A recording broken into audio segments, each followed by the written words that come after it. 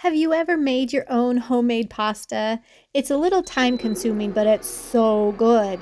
Here's the recipe for you just need flour, eggs, oil, salt, and a little bit of seasoning if you like to make it that way. Set it in your stand mixer on knead for 5 minutes. I love that the Deluxe stand mixer has a preset timer, so I don't even have to watch it. Just set it and walk away. Wait until it forms a little ball and then remove it, wrap it in plastic, and refrigerate for about half an hour to let it rest. Then divide into 4 pieces, and then you're going to start making your pasta. You're going to put on just the pasta roller and set it on thickness 1. Now, I left mine way too thick, and it was so hard to get through. So don't be like me and flatten it out a little bit more when you do it. Now the second time through, after adding a little bit of flour, went through so much more smoothly. So if you're doing this, take a note and flatten it out a little bit more than I did. So each piece of pasta needs to go through twice on each setting.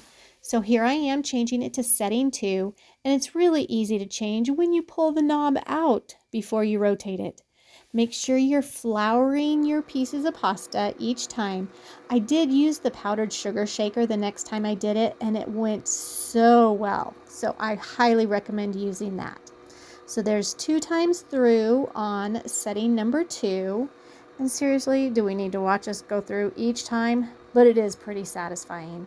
Each time it gets a little bit smoother, thinner, and longer. And then you change it to setting 1.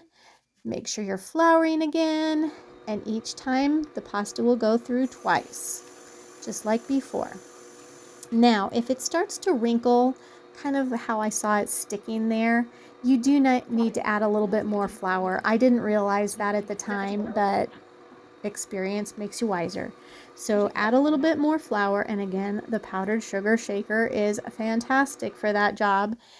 Now we're going to take off the roller and add the fettuccine cutter. Now here's where the magic happens. You guys, look at those little fettuccine noodles. It's so exciting. Seriously, this is so much fun. Look at those beautiful ribbons of pasta. Here it is in regular speed, just so you can get that satisfying view of how your fettuccine is made. Take a look at that. Woohoo! Then just spread them out to let them rest for a little bit or over a rack. You can form them into little nests to freeze or save for later, top with sauce, and it is so good.